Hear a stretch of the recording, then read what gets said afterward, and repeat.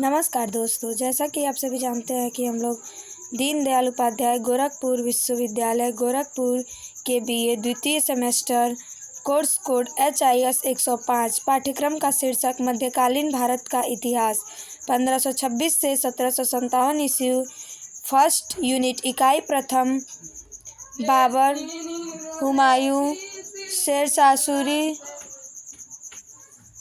प्रशासन, भूमि राजस्व नीति, अकबर जहांगीर से शाहजहां, मनसबदारी, राजपूत और महाराणा प्रताप के साथ संबंध, धार्मिक नीति। यह सेकंड पेपर है, इससे संबंधित हम लोग वीडियो देख रहे हैं। तो अगर आप चैनल पर नए हैं तो चैनल को लाइक, शेयर और सब्सक्राइब करना न भूलें। और HIS 104 फर्स्ट पेपर अगर आप लोगों ने नहीं देखा है तो उसे ज़रूर देखें, ताकि आप लोग फर्स्ट पेपर भी अच्छे से दे सकें और अच्छे अंकों से उत्तीर्ण हो सकें।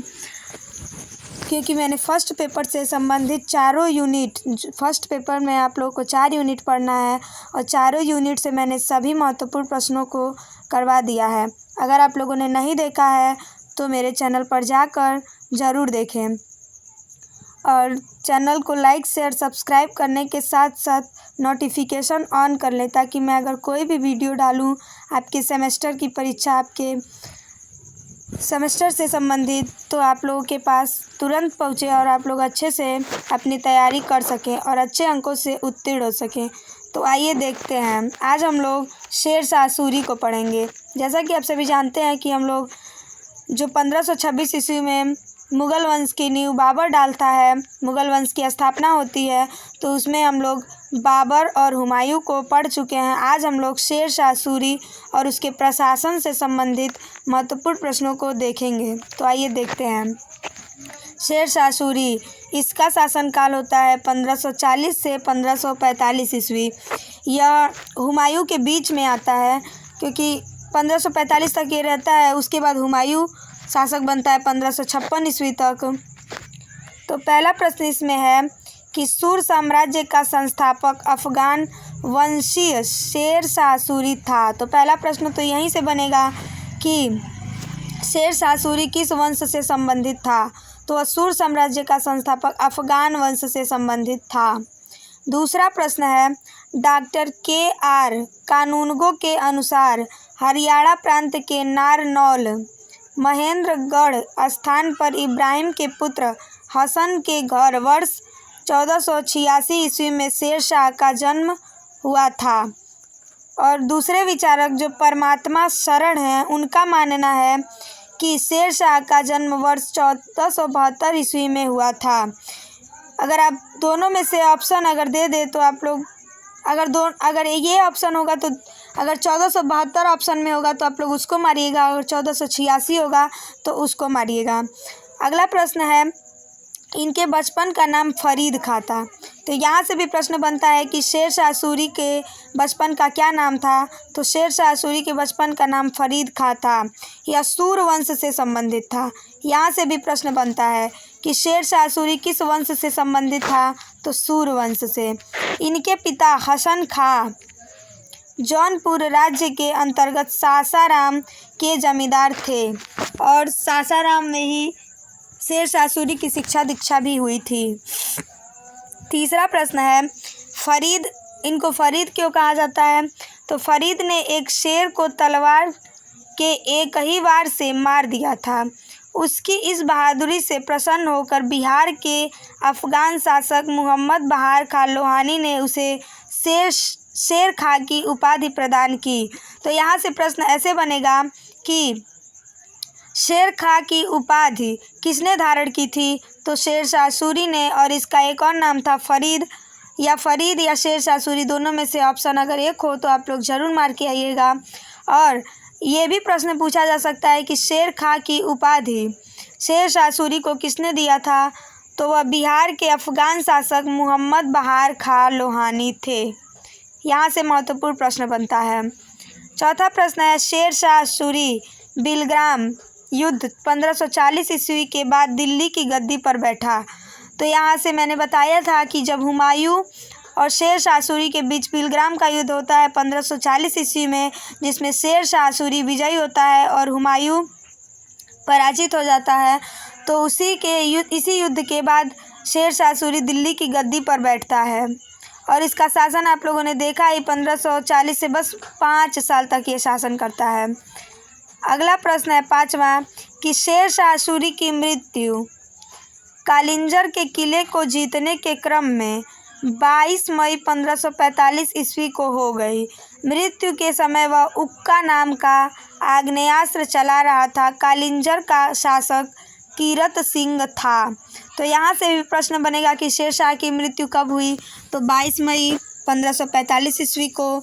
और जिस समय उसकी मृत्यु हुई तो वह किस आग्नेय अस्त्र को चला रहा था, तो उक्का नामक ही अस्त्र को। और उक्का नामक एक अग्नि का अस्त्र था, वही शेरशाह सूरी चला रहा था। उसी समय इसकी मृत्यु हो गई। और कहाँ पर हुई थी, तो कालिंजर के किले को जब वो जीत के आ रहा था उसी समय।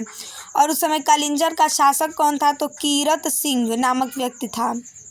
6वां प्रश्न है हिंद तथा ईरानी वास्तुकला के समन्वय का प्रथम उदाहरण है शेरशाह का मकबरा, जिसे सासाराम में झील के बीच ऊंचे टीले पर निर्मित किया गया है। 7वां प्रश्न है रोहतासगढ़ का किला एक कुहना जो दिल्ली में स्थित है नामक मस्जिद का निर्माण शेरशाह के द्वारा किया गया था। तो यहाँ से भी प्रश्न बनता है कि रोहतासगढ़ का किला किसने बनवाया था, तो शेरशाह सूरी ने। और किला एक कुहना जो दिल्ली में स्थित है नामक मस्जिद किसने बनवाया था, तो शेरशाह सूरी ने। शेरशाह ने रोहतासगढ़ के दुर्ग एवं कन्नौज के स्थान पर शेरशूर नामक नगर बसाया। 8वां प्रश्न है शेरशाह का उत्तराधिकारी उसका पुत्र इस्लाम शाह था। 9वां प्रश्न है शेरशाह ने भूमि की माप के लिए 32 अंक वाला या 32 इंच का सिकंदरी गज एवं सन की डंडी का प्रयोग किया। शेरशाह के समय पैदावार का लगभग 1/3 भाग सरकार लगान के रूप में वसूल करती थी। 10वां प्रश्न है शेरशाह ने सोने के सिक्के अशरफ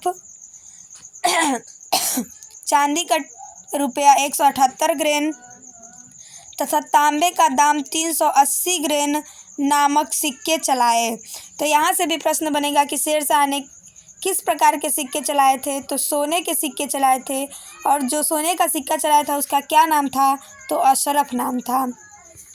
और चांदी का रुपया किसने चलाया था, तो शेरशाह ने। और कितने ग्रेन का होता था, 178 ग्रेन का। और तांबे का दाम नामक सिक्के किसने चलाए, तो शेरशाह सूरी ने चलाया था और यह 380 ग्रेन का होता था।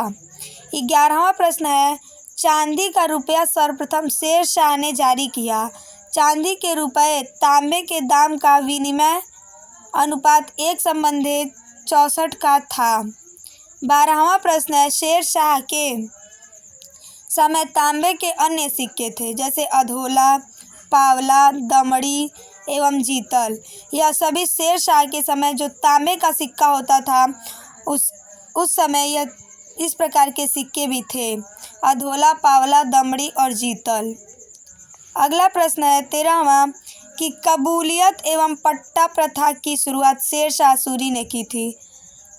यहाँ से भी प्रश्न बनता है कि कबूलियत एवं पट्टा की शुरुआत सर्वप्रथम किसने किया था, तो शेरशाह सूरी ने।